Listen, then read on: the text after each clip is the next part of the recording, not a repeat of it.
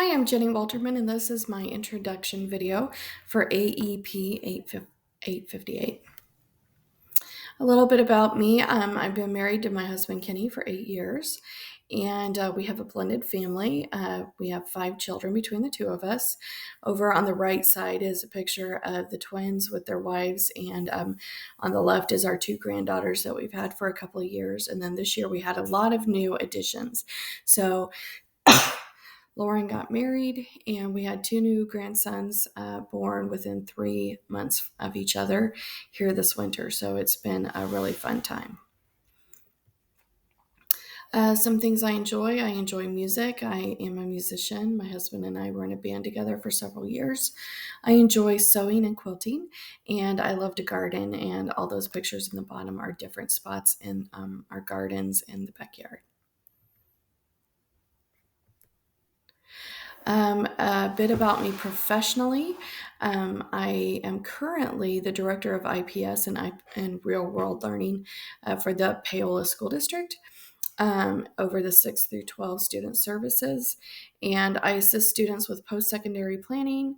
I implement all IPS curriculum programming. I submit data records and reporting to KSDE for KISA, and I coordinate all the real world learning programs. And then I supervise all the college and career exploration activities. Previously, I was a music teacher for 20 years. I was in my home. I taught private music lessons, and as a part of supplementing our income, I also worked in corporate America, and I did a lot of accounting and auditing related functions in different roles. My last 5 years, I was auditing large hospital networks for a group purchasing organization. And when I transitioned to teaching, I chose not to finish my music education degree, but go into business. And excuse me, the reason I chose to do that is because over this whole time that I was working as a music teacher and my husband had a construction business, I utilized a lot of my business skills that I learned in high school. And at the time when I took them in high school, I learned a lot of skills, but I thought I was going to be a music major. In fact, that's what I left high school to do. And then, life happens, things change. And then I was able to use those skills to sustain myself and my family for many years. And so I decided I wanted to be a business teacher at that point, and that's the shift I pivoted towards in order to, I just think I'm very passionate about equipping students to be successful in their post-secondary adventures, whether it be college or career bound. And as part of real world experiences, I've developed the internship and job shadowing program. And I did that alongside with my full time teaching. And I did that for 2 years. And then when this position opened up, the IPS position for the district, they asked me to transition to that role. And I've been doing that. This year is my first year in that role. My future goals is to really ultimately, I would like to be the director of a CTE and real world learning program at a larger district, where I'm helping drive curriculum decisions, overseeing CTE departments, and helping try to encourage mindset that every student is a CTE student, and that we should all be equipping students to be prepared for their post-secondary careers, whether they're going to make a stop at college or military or vocational school, whatever. And so in order to do that, I think I need to move to a larger district, because our district has one middle school, one high school. And I am older than all of the principals and assistant principals. So I'm going to age out of the system before they will, if you will. And so I need to go to a larger district where there's more buildings, there's more middle schools and more high schools, so that there's options for mobility in order for me to be able to achieve the role that I want to. And that probably will look like becoming a middle school principal or assistant principal or high school level.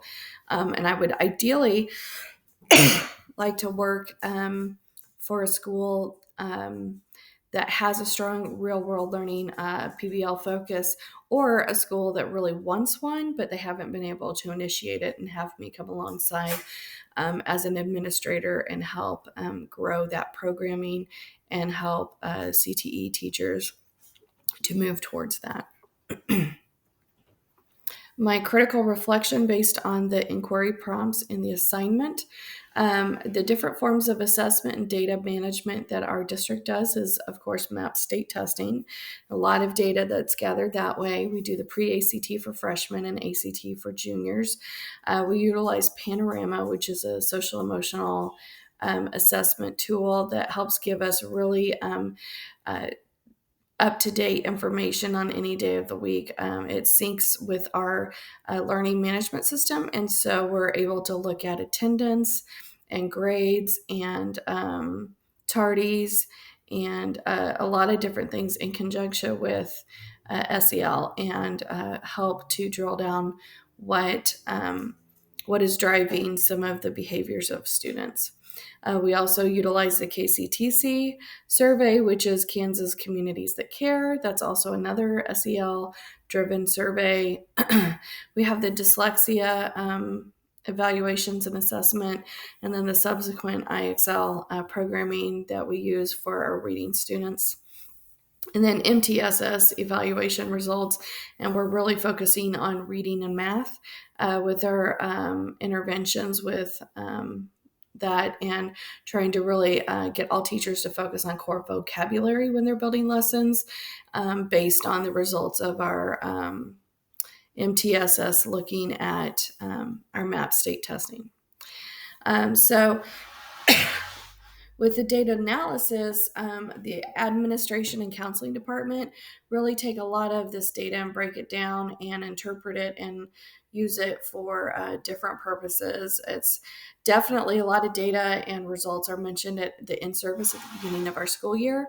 It's utilized to help set benchmark goals for different departments in our high school and middle school to help drive what kind of outcomes administration wants to see from teachers for that year. For example, as I mentioned, with the MAP testing and the MTSS evaluations through KITE, we discovered that reading was a real weakness for our students, and it impacts their ability to be productive on a test and state assessments. And so that's our focus there.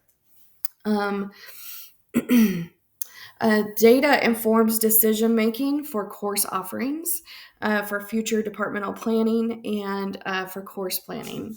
It also can inform and better explain the impact and connection between SEL, attendance, and academics. As I mentioned, that's what we use Panorama for. And then the indication of where interventions might be needed can also be utilized through the assessments. For my department specifically, I utilize a lot of different types of assessments and then gather that data. I'm required to gather the data and submit it to the state, but I use a lot of college and career interest surveys, different formatting. I created a seniors future planning survey that I use at the beginning of the school year within like the first week and a half of school.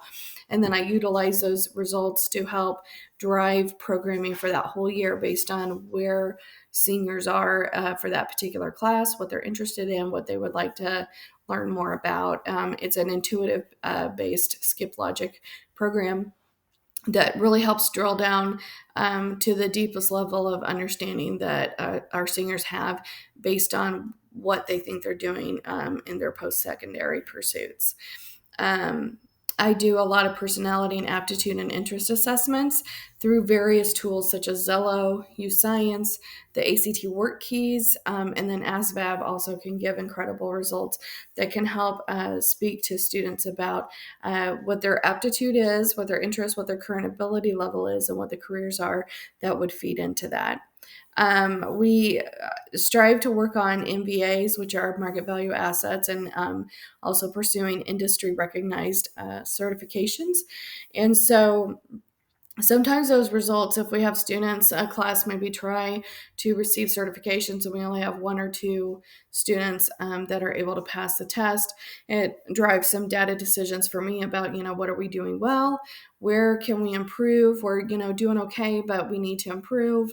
And what are we not doing well that we should? Or what are we not doing at all that we need to be implementing? And so that's how I use some of the data with all of these different type of assessments in my program. Go away. Okay. And then what my learning plan is for this course, I feel like because I've been in accounting and auditing, I understand how to look at a spreadsheet and look at data. I don't know that I necessarily always understand the story that data is telling me as far as the academic perspective. And so I feel like I have a lot to learn in that regard about how administrators take data and they look at it and it helps paint a picture or tell a story about what's happening with a class, a grade, an entire building. And so, for that reason, I feel like my learning plan for this course is that I want to make time to read the resources and really seek to understand what it is I'm reading. And then I want to dig in and be better about working with data and trying to understand what it's telling me rather than just gathering the data, getting the totals, and then sending them off down the road. I want to work with data more, and I think I just need more practice. I need to dig into that. And then applying new knowledge. I think when we use new information or analysis skills, the more we do it, the better it gets, obviously. But I want to use this new information and analysis ability to evaluate my own data in my program to better determine student outcomes. And I feel like with the drawing towards the end of the year, this is a very timely course for me to be taking because I have a lot of data coming out in this final quarter that I can hopefully use this course to help me to draw better conclusions in order to plan for next year what my programming will be.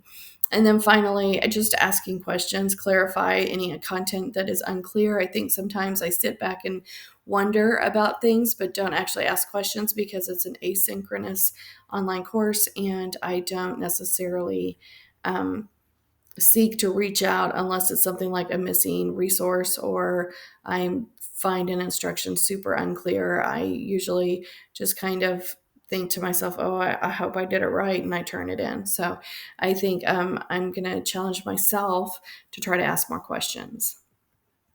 And that's pretty much it for my intro video. I look forward to visiting with you all in the community.